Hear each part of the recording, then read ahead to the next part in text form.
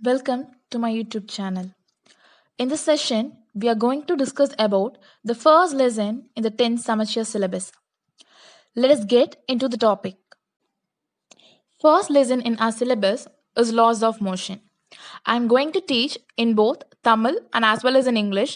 And if you have any doubts, you can clear your doubts in comment section. Okay, we'll move to the lesson. Laws of motion. பேர்லேயே நமக்கு தெரியுது loss அப்படிங்கிறது என்னது சில set of rules and regulations அதாவது இதை follow பண்ணணும் அப்படிங்கிறது தான் இந்த லாஸ் அப்படிங்கக்கூடிய விஷயம். மோஷன் அப்படிங்கிறது என்னன்னா மூமெண்ட்ஸ். ஸோ ஒரு வழிமுறைகளோட சில மூமெண்ட்ஸை நம்ம கடைப்பிடிக்கணும் அப்படின்னா அதுதான் லாஸ் ஆஃப் மோஷன். ஸோ இந்த லெசனை வந்து நம்ம லைஃப் கூட ரிலேட் பண்ணும்போது it will be more interesting. Introduction. Human beings are so curious about things around them.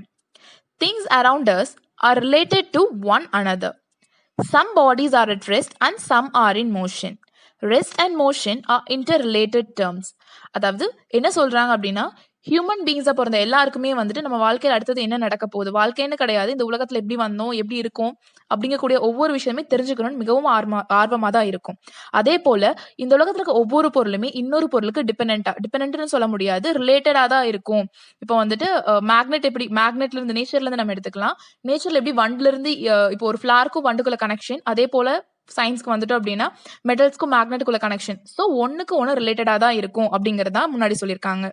Rest and motion. இங்கே ரெஸ்ட்டுங்கிறது அமைதி நிலை, மோஷனுங்கிறது நான் சொன்ன மாதிரி மூமெண்ட்ஸ் அசைவுபடுத்துறது. ஸோ இது ரெண்டுமே வந்துட்டு இன்டர் ரிலேட்டட், ரெண்டுத்துக்குமே வந்துட்டு சம்மந்தம் இருக்கு, ரிலேட்டட் டு ஈச் அதர்னு சொல்றாங்க. Okay, up to 9th standard we have some idea of motion. அதாவது மோஷன்னா என்னன்னு தெரியும், அதோட டைப்ஸும் நம்ம பார்த்துருக்கோம். என்ன டைப்ஸ் ஆஃப் மோஷன்ஸ் நம்ம கேள்விப்பட்டிருக்கோம்? Linear motion, circular motion, auxiliary motion, அது போல நம்ம நிறைய மோஷன்ஸ் நம்ம கேள்விப்பட்டிருக்கோம். அதே போல இந்த மோஷன் அப்படிங்கறத நம்ம டைரக்டா படிக்காம we have learned in a form of acceleration, speed, velocity, displacement, இந்த மாதிரி நிறைய விஷயங்களாக நம்ம மோஷன்ஸை படிச்சிருக்கோம். ஸோ இந்த யூனிட்ல நம்ம என்ன பார்க்க போறோம் அப்படின்னா இந்த மோஷன்ஸ்க்கான ரீசன்ஸ், காசஸ் என்னன்னு தான் நம்ம டிஸ்கஸ் பண்ண போறோம். as I said in the beginning, இந்த லெசன் வந்து ரொம்ப இன்ட்ரெஸ்டா இருக்க ரீசன் என்ன சொன்னா நம்ம லைஃப் கூட ரிலேட் பண்ணணும். அதே தான் நம்ம சின்ன வயசுல கேட்ட அதே கொஸ்டின்ஸ் தான் இங்கேயும் நம்ம கேட்க போறோம். அதாவது ஒரு ஆப்ஜெக்ட் மூவ் ஆகுதுன்னா அது எதனால மூவ் ஆகுது, எதுக்கு அந்த டைரக்ஷன்ல போகணும். இப்போ நம்ம பால் போடுறோம் அப்படின்னா அந்த பால் புஷ் பண்ணும்போது ரோல் பண்ணும்போது ஏன் அது அந்த பர்டிகுலர் டைரக்ஷன்ல போகணும், எதுக்கு ஆப்போசிட்டா போகக்கூடாது. ஸோ இந்த மாதிரி கொஸ்டின்ஸ் நமக்கு ரைஸ் ஆகிட்டே தான் இருக்கும். டைரக்ஷன்ல எப்படி போகுது, எந்த ஸ்பீடோட போகுது, இது எதனால போகுது அப்படிங்கிற கொஸ்டின்ஸ் நமக்கு டே பை டே நமக்கு ரைஸ் ஆகிட்டே தான் இருக்கும். The answer for the above question is force. அதாவது ஃபோர்ஸ் அப்படிங்கக்கூடிய ஒரு விஷயம் வந்துட்டு நடக்கும்போது தான் த ஆப்ஜெக்ட் கேன் மூவ். அதாவது ஒரு ஆப்ஜெக்ட்ல ஒரு ஃபோர்ஸ் கொடுக்கும்போது தான் அது ஒரு இடத்துல இருந்து இன்னொரு இடத்துக்கு போகுதுன்னு சொல்லலாம். In simple terms we can define force as push or pull. அதாவது நம்ம சிம்பிளா ஒரு வேர்ட்ல சொல்லணும் அப்படின்னு அண்டர்ஸ்டாண்டபிளா இருக்கணும்னா ஃபோர்ஸுங்கிற விஷயத்த எப்படி சொல்லலாம்னா ஒரு புஷ் அல்லது ஒரு புல் கொடுக்கறத நம்ம ஃபோர்ஸ்னு சொல்றோம். இதுதான் சர் ஐசக் நியூட்டன் வந்துட்டு 3 லாஸா ப்ரப்போஸ் பண்ணியிருக்காரு. Newton's first law, Newton second law and Newton's third law. ஃபர்தரா இதை நம்மளோட லெசன்ல நம்ம டிஸ்கஸ் பண்ண போறோம். Coming to the next topic is mechanics. அதாவது மெக்கானிக்ஸ் அப்படிங்கிறது என்னன்னா ஒரு பாடியில எவ்வளோ எஃபெக்ட் ஆஃப் ஃபோர்ஸ் நம்ம கொடுக்குறோமோ அதை தான் நம்ம மெக்கானிக்ஸ்னு சொல்லுவோம். அந்த மெக்கானிக்ஸ் அப்படிங்கிறது என்னன்னா இட்ஸ் அ பிரான்ச் ஆஃப் பிசிக்ஸ்னு சொல்றாங்க. Mechanics is a branch of physics that deals with the effect of force on bodies. ஒரு பாடியில எவ்வளோ ஃபோர்ஸ் இருக்கு, எஃபெக்ட் எவ்வளோ, அதோட ஃபோர்ஸோட எஃபெக்ட் வந்து எவ்வளோ இருக்கு அப்படிங்கிறது தான் நம்ம மெக்கானிக்ஸ் மூலமா படிப்போம். அந்த மெக்கானிக்ஸை வந்துட்டு மொத்தமா ரெண்டு பார்ட்டா பிரிச்சிருக்காங்க. That is static and dynamics. Static and டைனமிக்ஸா பிரிச்சிருக்காங்க.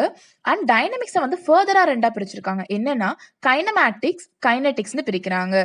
ஸ்டாட்டிக் அப்படிங்கிறது என்னன்னா it deals with the bodies which are at rest under the action of force. அதாவது இப்போ நம்ம ஒரு ஃபோர்ஸ் கொடுத்தும் ஒரு ஆப்ஜெக்ட் ரெஸ்ட்ல இருந்துச்சு அப்படின்னா அதை தான் நம்ம ஸ்டாட்டிக்னு சொல்லுவோம். It deals with the bodies which are at rest under the action of force. நம்ம ஃபோர்ஸ் கொடுத்தும் அந்த ஒரு ஆப்ஜெக்ட் ரெஸ்ட்ல இருந்துச்சு அப்படின்னா அதை நம்ம ஸ்டாட்டிக்னு சொல்றோம். டைனமிக் அப்படிங்கிறது என்னன்னா அதுக்கு ஆப்போசிட் தான். If the study of moving bodies under the action of force. அதாவது நம்ம ஒரு ஃபோர்ஸ் கொடுத்து ஒரு ஆப்ஜெக்ட் வந்துட்டு மூவ் ஆச்சு அப்படின்னா அதுதான் டைனமிக்ஸ்னு சொல்றாங்க. அதாவது ஸ்டாட்டிக் அப்படிங்கிறது என்ன, ஒரு ஃபோர்ஸ் கொடுத்து ஒரு ஆப்ஜெக்ட் ரெஸ்ட்ல இருந்துச்சு அப்படின்னா அது ஸ்டாட்டிக், அதுவும் அந்த ஆப்ஜெக்ட் மூவ் ஆச்சு அப்படின்னா அதுதான் dynamics. Dynamics is further divided into kinematics and kinetics. Kinematics அப்படிங்கிறது என்னன்னா, ஒரு ஃபோர்ஸ் நடக்கும்போது அதுக்கான ரீசன்ஸ் எதுவுமே கன்சிடர் பண்ணல அப்படின்னா அதுதான் கைனமேட்டிக்ஸ். சப்போஸ் ஒரு ரீசன் கன்சிடர் பண்ணி அந்த ஃபோர்ஸை நம்ம பார்த்தோம் அப்படின்னா அதுதான் கைனடிக்ஸ்னு சொல்றாங்க. கைனமேட்டிக்ஸ்னா என்னன்னா, it deals with the motion of bodies without considering the cause of motion. சொன்ன மாதிரி, அதாவது எந்த ரீசன்னால அது நடந்திருக்கு அப்படிங்கிறது தெரியாம இருக்கிறதே கைனமேட்டிக்ஸ். அதுவும் அந்த ரீசன் தெரிஞ்சிச்சு அப்படின்னா அது kinetics. Kinetics, it deals with the motion of bodies considering the cause. Coming to the next topic, force and motion. அதாவது அரிஸ்டாட்டில் அப்படிங்கிற ஒரு கிரீக் பிலாசபர் என்ன சொல்றாரு அப்படின்னா, earthly பாடிஸ் எல்லாமே வந்து எப்படி இருக்கும்னா அதோட நேச்சுரல் ஸ்டேட்டே வந்து ரெஸ்ட் அப்படின்னு சொல்றாரு. இவர் ரெண்டு விஷயத்தை டிஸ்கஸ் பண்றாரு. என்னன்னா, natural motion and violent motion. அதுவும் நேச்சுரல் மோஷனுங்கிறது எப்படி டிஃபைன் பண்றாருன்னா, ஃபோர்ஸ் இண்டிபெண்டா இருக்கும்னு சொல்றாங்க. The word independent mean the force is not acted upon them. அதாவது இப்போ ஒரு பால் புஷ் பண்ணி அந்த பால் ஏதாச்சும் ஒரு எண்ட் பாயிண்ட்ல போய் நிற்கும் without any support. அதுதான் இந்த natural motion which is force independent. அதுவும் அதே பாலை நம்ம புஷ் பண்ணி அந்த பர்டிகுலர் பாயிண்ட்ல நிக்காம நம்மளே அதை ஸ்டாப் பண்றோம், நம்ம ஃபோர்ஸ் கொடுத்து அதை ஸ்டாப் பண்றோம். ஸோ அது ஃபோர்ஸ் டிபெண்டா இருக்கும். ஸோ அதுதான் வயலண்ட் மோஷன் சொல்றாங்க. See, he stated that a moving body naturally comes to rest. இதை வந்து நேச்சுரல் மோஷன் சொல்றாரு. The bodies to move from the natural state and behave contrary to their own natural state is known as violent motion. அதாவது force dependent-ஆ இருக்கும். Aristotle என்ன சொல்றாரு அப்படின்னா, ஒரு lighter ஆப்ஜெக்டையும் ஒரு ஹெவியர் ஆப்ஜெக்டையும் நீங்க மேல இருந்து கீழே வீசும்போது, அதாவது ஒரு ஹெவியர் பாடி வந்துட்டு falls faster than the lighter one. Lighter ஒன்னை கம்பேர் பண்ணும்போது the heavier body will fall faster அப்படின்னு சொல்றாரு. Galileo proposed certain concept based on force, motion and inertia of bodies. அதில் force and motionங்கிறது is very similar to us and inertia is a new concept. Okay, அதில் 4 points சொல்லியிருக்காரு. First என்ன சொல்றாரு அப்படின்னா, earthly bodies வந்துட்டு மொத்தம் 2 ஸ்டேட்ல தான் இருக்கும். என்ன ஸ்டேட்னா, state of rest and state of uniform motion. Rest அல்லது மோஷன் அப்படிங்கிற ரெண்டு ஸ்டேட் மட்டும் தான் இருக்கும் அப்படின்னு சொல்றாரு. செகண்ட் பாயிண்ட் என்ன சொல்றாரு அப்படின்னா, a body in motion will continue to be in the same state of motion as long as no external force is applied. ஒரு மூவ் ஆயிட்டு இருக்க பாடி அது மூவ் ஆயிட்டே தான் இருக்கும் until we give some force and stop it up. அதாவது ஒரு force கொடுத்து அந்த ஆப்ஜெக்டை நம்ம ஸ்டாப் பண்ற வரைக்குமே அது மூவ் ஆயிட்டே தான் இருக்கும் அப்படின்னு செகண்ட் பாயிண்ட்ல சொல்றாரு. When a force is applied on bodies, there isn't any change in their state. This property of body is called inertia. So அப்படி மூவ் ஆயிட்டு இருக்கக்கூடிய ஒரு பாடியில நம்ம ஒரு ஃபோர்ஸ் கொடுத்து அந்த நேச்சுரல் ஃபோர்ஸ்ல இருந்து அது ஆப்போசிட் ஃபோர்ஸ்க்கு, இப்போ அது ரெஸ்ட்ல இருக்கு அப்படின்னா அந்த ரெஸ்ட் அப்படிங்கிற நேச்சுரல் ஃபோர்ஸை விட்டுட்டு அதை நம்ம கொடுக்குற ஃபோர்ஸ்னால அது மூவ் ஆச்சு அப்படின்னா அது மோஷன் உண்டாகுதாங்க. ஸோ அதை தான் அவர் இனர்ஷியா அப்படின்னு சொல்றாரு. When a force is applied on bodies, there isn't any change in their state. அதாவது இதனால் ரெஸ்ட்ல இருந்தக்கூடிய ஆப்ஜெக்ட் இப்போ மோஷன் அப்படிங்கக்கூடிய ஒரு விஷயமா மாறி இருக்கு. ஸோ அதை தான் அவர் இனர்ஷியா அப்படின்னு சொல்றாரு. ஃபோர்த் பாயிண்ட்ல என்ன சொல்றாரு அப்படின்னா, when a different size, shape and mass of objects are made to fall from the top, they reach the ground at same time. அதாவது மேல இருந்து கீழே டிஃப்ரெண்ட் ஆப்ஜெக்ட் டிஃப்ரெண்ட் சைஸ் உள்ள டிஃப்ரெண்ட் ஷேப் உள்ள ஆப்ஜெக்ட் நம்ம கீழே போடும்போது அது ஒரே ரேட்ல கீழே அதே டைம்ல வந்து விழுகும்னு சொல்றாரு. Next will move to inertia. அதாவது இனர்ஷியோட டெஃபினிஷன் என்னன்னா, the inherent property of a body to resist any change in its state of rest or the state of uniform motion unless it is influenced upon by an external unbalanced force is known as inertia. அதாவது ஒரு பாடி வந்துட்டு எப்பவுமே ஒரு state of ரெஸ்ட்ல இருக்கும் அல்லது மோஷன்ல இருக்கும். எப்போ ஒரு ஃபோர்ஸ் வந்துட்டு until and unless ஒரு ஃபோர்ஸ் வந்து அதை ஒரு ஃபோர்ஸ் கொடுத்து அதை நீங்க ஆக்டிவேட் பண்ணா மட்டுமே அது அதோட நேச்சுரல் ஸ்டேட்ல இருந்து மாறும். அதுதான் inertia. Okay, we'll see the types of inertia. There are 3 different types of inertia: inertia of rest, inertia of motion and inertia of direction. First inertia என்னன்னு பார்த்தோம். அதாவது ஒரு ஆப்ஜெக்ட் வந்துட்டு ஸ்டேட் ஆஃப் ரெஸ்ட் அல்லது யூனிஃபார்ம் மோஷன்ல இருக்கும்.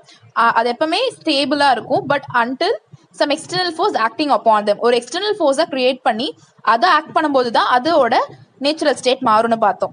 So அதே போல தான் ஸ்டேட் ஆஃப் ரெஸ்ட் அப்படிங்கும்போது ஒரு ஆப்ஜெக்ட் வந்துட்டு ரெஸ்ட்லயே இருக்கும். எப்போ வந்து நீங்க ஒரு அந்த ஆப்ஜெக்ட் நீங்க டிஸ்டர்ப் பண்றீங்களோ அப்பதான் அதோட நேச்சுரல் ஸ்டேட் மாறும். மோஷன் அப்படிங்கும்போது இனர்ஷியா ஆஃப் மோஷன் அப்படிங்கிறது என்னன்னா, அந்த ஆப்ஜெக்ட் மோஷன்லயே தான் இருக்கும். ஒரு மூவிங் பால் எடுத்துக்கலாம், அந்த பால் மூவ் ஆயிட்டே தான் இருக்கும். நம்ம ஒரு ஃபோர்ஸ் கொடுத்து ஸ்டாப் பண்ணா மட்டும்தான் அது ஸ்டாப் ஆகும். அதுதான் மோஷன். அதே போல டைரக்ஷன், இனர்ஷியா ஆஃப் டைரக்ஷன் அப்படிங்கிறது என்னன்னா, ஒரு பர்டிகுலர் டைரக்ஷன்ல போயிட்டு இருக்க ஒரு ஆப்ஜெக்ட ஸ்டாப் பண்ணி நம்ம வேற ஒரு டைரக்ஷனுக்கு கொண்டு போறது தான் இந்த inertia of direction. We have seen about types of inertia. Now we'll move to examples of inertia.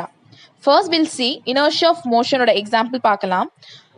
An athlete runs some distance before jumping because this will help him jump longer and higher.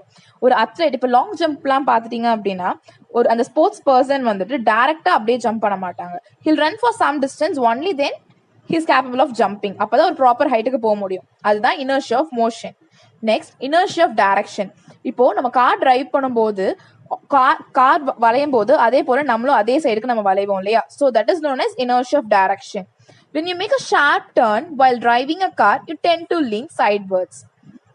Next inertia of rest அப்படிங்கிறது என்னன்னா, இப்போ ஒரு tree இருக்கு, அந்த tree வந்துட்டு it's like எந்த ஒரு மோஷனுமே இல்லாம இருக்கு. If we shake the tree vigorously, இப்போ போய் அந்த ட்ரீயை நம்ம ஷேக் பண்ணும்போது automatically it gives some movement. So this is an example of inertia of rest. I think you're clear about inertia. Next, we'll move to linear momentum. The impact of force is more if the velocity and the mass of the body is more. அதாவது நீங்க எந்த பாடியில வந்து force inert பண்றீங்களோ அந்த பாடியோட அந்த பாடியில இருக்கக்கூடிய ஃபோர்ஸ் வந்து எப்போ அதிகமா இருக்கும் அப்படின்னா, அதே பாடியில வெலாசிட்டியும் மாஸும் அதிகமா இருந்துச்சு அப்படின்னா அந்த ஃபோர்ஸோட அளவும் அதிகமா இருக்கும். அப்போ இப்போ எப்படி நம்ம சும்மா கிலோகிராம்ஸ் மெஷர் பண்றோம் இல்லையா, கிலோகிராம் சென்டிமீட்டர்ஸ் அந்த மாதிரி மெஷர் பண்றது போல இங்க புதுசா ஒரு குவான்டிட்டி யூஸ் பண்றாங்க. அந்த ஃபோர்ஸை மெஷர் பண்றதுக்கு இங்க புது குவான்டிட்டி யூஸ் பண்றாங்க. அந்த பிசிக்கல் குவான்டிட்டியை தான் நம்ம லீனியர் மொமெண்டம்னு சொல்றோம். ஸோ இந்த லீனியர் மொமெண்டம் அப்படிங்கிறது என்ன, அந்த ஃபோர்ஸை பிசிக்கல் குவான்டிட்டினால நம்ம மெஷர் பண்றதை நம்ம லீனியர் மொமெண்டம்னு சொல்றோம். Next we'll move on to the definition for linear momentum. The product of mass and velocity of the moving body gives the magnitude of linear momentum. அதாவது linear momentum எப்படி நமக்கு கிடைக்கும் அப்படின்னா, மாஸையும் வெலாசிட்டியும் multiplication பண்ணாலே நமக்கு linear momentum கிடைச்சிடும் சொல்றாங்க. So அதோட டைரக்ஷன் எதை பேஸ் பண்ணி இருக்கும்னா அதோட வெலாசிட்டியை பேஸ் பண்ணி தான் இருக்கும். linear momentum அப்படிங்கிறது ஒரு வெக்டார் குவான்டிட்டி. நான் சொன்ன மாதிரி நம்ம டெஃபினிஷன் படிச்சாலே ஃபார்முலா எழுதிடலாம். டெஃபினிஷன் என்ன பார்த்தோம், லீனியர் மொமெண்டம் எப்படி கிடைச்சிச்சு, product of mass into velocity. அதாவது மாஸையும் வெலாசிட்டி இன்டு தான் பண்றோம். So linear momentum is equal to mass into velocity. Linear மொமெண்டமோட ஃபார்முலா என்ன, பி. மாஸோட ஃபார்முலா என்ன, எம். வெலாசிட்டியோடது V. So P is equal to M V. So unit of momentum in SI system. SI சிஸ்டத்துல மொமெண்டமோட unit என்னன்னா கேஜி எம்எஸ் மைனஸ் 1. கேஜிங்கிறது kilogram, which means மாஸோட யூனிட், and ms minus 1ங்கிறது வெலாசிட்டியோட யூனிட். ஸோ ரெண்டுத்தையும் மல்டிப்ளிகேஷன் பண்றதுனால கேஜி எம்எஸ் மைனஸ் 1 கிடைக்குது. சிஜிஎஸ் சிஸ்டம் அப்படிங்கிறது என்னன்னா சென்டிமீட்டர் கிராம் செகண்ட் சிஸ்டத்துல மொமெண்டமோட யூனிட் என்னன்னா gram centimetre S minus 1. The last topic we are going to see in the session is Newton's first law. அதாவது Newton's first law is nothing but the same that of an inertia. ரெண்டுமே ஒண்ணுதான். என்ன சொல்றாங்கன்னு பாப்போம். Every body continue to be in its state of rest or the state of uniform motion along a straight line unless it is acted upon by some external force. It gives the definition of force as well as inertia. அதாவது இனர்ஷியாக்கும் இதே ஒரு definition தான் கொடுக்குது, ஃபோர்ஸுக்கும் இதே ஒரு definition தான். அது என்ன சொல்றாங்கன்னா, ஒரு பாடி எப்பவுமே ஸ்டேட் ஆஃப் ரெஸ்ட்ல இருக்கும் அல்லது மோஷன்ல இருக்கும். எப்போ ஒரு எக்ஸ்டர்னல் ஃபோர்ஸ் வந்து அதில் ஆக்ட் ஆகுதோ அது வரைக்கும் அது நேச்சுரல் ஸ்டேட்ல மட்டுமே இருக்கும்னு சொல்றாங்க. Came to the end of the session. So இது வரைக்கும் என்ன பார்த்தோன்னு சொல்லி ஒரு சின்ன ரீகால் பார்க்கலாம். ஃபர்ஸ்ட் லாஸ் ஆஃப் மோஷன் அப்படின்னா என்னன்னு பார்த்தோம். அதுக்கப்புறம் அதில் என்ன ஆக்ட் ஆகுது, மோஷனுக்கு தேவையானது ஃபோர்ஸ். ஸோ ஃபோர்ஸை நம்ம புஷ் அண்ட் புல் அப்படின்னு சொல்லலாம் ஈஸியாக. அண்ட் தென் மெக்கானிக்ஸ் அப்படின்னா என்னன்னு பார்த்தோம், அதோட டைப்ஸ் என்னன்னு பார்த்தோம், அதை ஃபர்தராக எப்படி டிவைட் பண்ணியிருக்காங்கன்னு பார்த்தோம். Next motion and force and மோஷனில் ரெண்டு அரிஸ்டால் அப்படிங்கிற ஒரு கிரீக் ஃபிலாசபரும் அண்ட் கலீலியோ அப்படிங்கிறவரும் என்னென்ன கான்செப்ட்ஸ் கொடுத்தாங்கன்னு பார்த்துருக்கோம். அண்ட் தென் இனர்ஷியா அப்படின்னா என்னன்னு பார்த்தோம். டைப்ஸ் ஆஃப் இனர்ஷியா அதில் எவ்வளோ டிஃப்ரெண்ட் டைப்ஸ் இருக்குன்னு பார்த்தோம், வித் எக்ஸாம்பிள்ஸோட பார்த்தோம். அண்ட் தென் லீனியர் மொமெண்டம் அதோட டெஃபினேஷன்ஸ் பார்த்தோம். அண்ட் தென் ஃபர்ஸ்ட் லா. இது வரைக்கும் இந்த செஷனில் நம்ம முடிச்சிருக்கோம். தேங்க்யூ ஃபார் வாட்சிங். If you have any doubts, drop your doubts in comment section and I'll make sure to clear all your doubts. If you like this video, kindly share and subscribe. Thank you.